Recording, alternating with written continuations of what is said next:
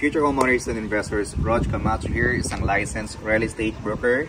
And the house behind us is our Avery model unit ready for occupancy. Fully furnished house and lot dito sa Barangay Loma de Gato, Marilao, Bulacan. Kung saan, ito ay malapit lang sa Metro Manila. 40 minutes away from Metro Manila and 40 minutes away sa soon to rise na New Bulacan International Airport dito naman sa Bulacan, Bulacan. I can guarantee naman na ito po ay flood-free, no fault line at higit sa lahat ay sobrang lapit din ito sa sakayan ng bus dyan po sa gate. And then, pasukin na po natin yung loob. Papakita namin sa inyo kung ano yung makasama sa price na ibibigay namin sa dulo ng video. So dito, ang ating actual na lot. Meron tayo dito mukon. Ito siya. So this is a total of 192 square meter lot area. Meron tayong space dito sa front na kung saan ay nilandscape na rin nila. Tapos dito, meron tayo dito provision for, or 2-car garage rather, no? Up to 3-car garage kung isagad natin yung sasakyan hanggang dito sa dulo. Kasi yung lote natin ay hanggang dito pa siya. Hanggang dito pa siya. Ayan. Tapos, hanggang dito din. Then, kung balak mong maglagay ng swimming pool, no? Yan. Kasi malaki pa naman yung space natin dito. Pwede mong gawin yun dito sa likod natin kasi spacious pa po siya. At ang kagandahan dito sa bahay na to ay hindi po katulad ng mga bahay na binebenta namin na kung saan yung katalikuran nila ay bahay din. Yung katalikuran mo dito ay open space na tinaniman nila ng puno. Magmula dito sa gate hanggang doon sa clubhouse sa taas. Ang maganda doon kasi ay mas maliwalas na yung buong bahay natin kasi nga yung hangin ay wala nang blocking. At pangalawa ay meron tayong mga shades ng mga puno dito naman sa likuran ng bahay natin. So yun yung mga maganda dito sa bahay na to. At isa pa, yung mismong bahay no ay napakalaki. High ceiling at wala kang masabi pagdating sa quality ng bahay. Welcome to Avery model unit. So pagpasok pa lang dito sa loob, ceiling tayo. O, di ba? Talagang may ipagmamalaki ka pagpasok pa lang ng bahay mo as in wow. Tapos meron chandelier dito, naka-cove light na, naka-drop ceiling na. Perfect. Ito yung ating living area. Tapos dito naman sa side nito, separate nga pala yung ating living area sa ating dining area. Okay, so separate yung ating living area sa ating dining area. So dito sa ating dining area guys, no, kahit mag-badminton ka dito, no, so sobrang laki nito. Guys, 8-seaters na dining table yung nilagay nila. Pero kung gusto niyo po ng 10-seaters na dining table ay kasyang-kasya dito dahil sobrang lapad po ng ating dining area. Dito naman sa ating dining, katabi ng ating dining area is yung ating kitchen area na kung saan ay enclosed po ito. Nang sa ganon, pag once na nagluto kayo, hindi mangangamoy yung buong bahay natin kasi naka-partition tayo at meron tayong pintuan. Tapos, eto na. Dito, nakita natin kung gaano kalaki yung ating kitchen area. Talagang hindi kayo tinipid sa laki ng kitchen area ninyo. Dito, meron tayong space para sa ating gas range. Tapos dito, para sa ating refrigerator. Meron tayong kitchen sink. Tapos, eto na yung actual turnover na ibibigay sa inyo. So, kung ano yung nakita ninyo ngayon, dito sa bahay na to, ay kasama na po siya. Kasi nga po, fully furnished. Tapos meron tayo ditong pintuan, palabas ng ating dirty kitchen. Tapos, pagandaan pa dito ay naka-screen door na rin tayo. At, diba, meron pa rin tayong mga shades, mga ganyan-ganyan. So, malaking bagay na rin po yan. Kasi free naman po pag i-turn over ng developer sa inyo.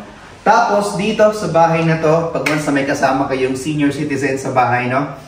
Na like for example, mama ninyo or lola at lolo ninyo, dito katabi ng CR natin. Hindi na kailangan lumayo kung mag-CR. Dahil as in, dikit na dikit lang po siya. Meron tayo ditong kwarto para sa kanila. Hindi lang isang higaan, kundi dalawang higaan. So dito, sa kwarto na to, ay ipinakita sa inyo kung gaano kalaki sa paglalagay ng dalawang single bed. O, di ba? Solve na kaagad kung saan ilagay si mama, si papa, si lolo, or si lola. Dito na, sa area na to. Meron din naman po siyang dalawang bintana. Ventilated pa din naman po tayo dito sa bedroom number 1 sa ground floor. Ganun din, katulad ng sinabi ko sa inyo kanina, na kung gusto po nila mag-CR, katabi lang po ng kwarto. Dito, yung tiles natin ay from floor to ceiling. Yan siya. Tapos, ito yung ating shower area, yung water closet natin, tapos yung ating lavatory.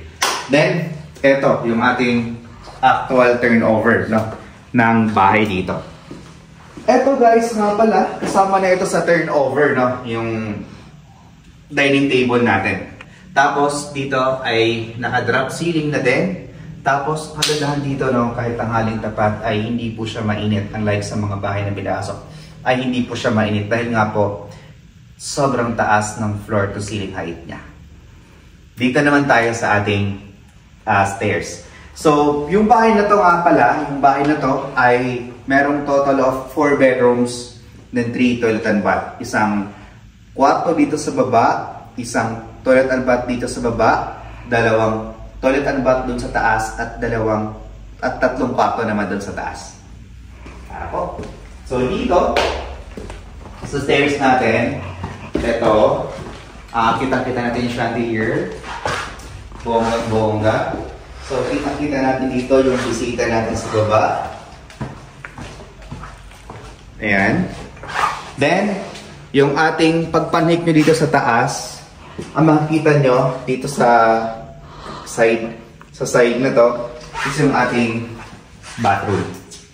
So we have the shower area, water closet, and yung ating toilet bowl. Next is yung ating bedroom number 2. So dito sa bedroom number 2, ito na yung actual turnover natin. Kitang-kita nyo po sa actual turnover. Naglagay sila ng queen size na bed, tapos dalawang bintana, tapos may mga kortina. Tapos dito sa side na to, yung space para sa ating built-in cabinet. Then next is yung ating bedroom number 3. Dito sa bedroom number 3, kitang-kita po natin, again, na meron tayong nilagay na single bed. Meron tayong space dyan para sa ating side table. Tapos dito sa side na to, para naman ito, or space ito, para sa ating mga built-in po na cabinet. Ito yung ating master bedroom. So dito sa ating master bedroom, ito, naglagay sila ng queen size na bed.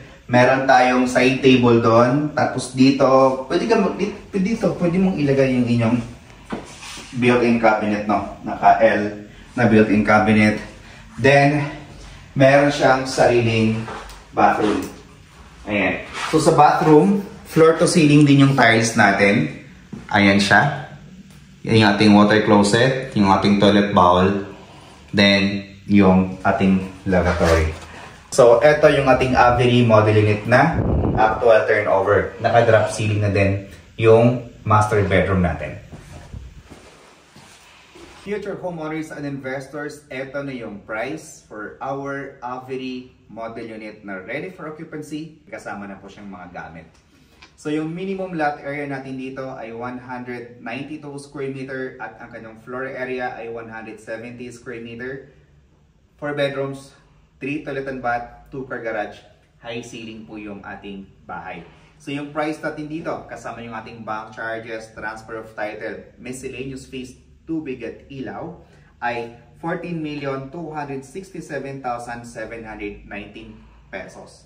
Then, para makalipat kayo, kailangan lang nila ng 20% na down payment, tapos complete yung documents, tapos ipapa-approve namin sa bangko, within 2 to 3 months, pwede na kayong lumipat. Magkano po yun?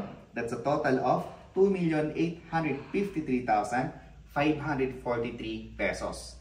Pero bago po yan, mag-reserve tayo ng 50,000 pesos para ma-secure natin yung Avery model unit. pwede mo siyang bayaran in one-time payment. So magbibigay po ng discount ang developer ng up to 5% within 30 days. Pag once na nabayaran nyo po, itong 2,853,000 pesos. Otherwise, pwede natin itong kunin maximum for 12 months nang walang interest. Yung monthly down payment for 12 months is 233,628 pesos. Then, yung remaining balance natin na 80% is yun po ay iluluho natin sa bank financing.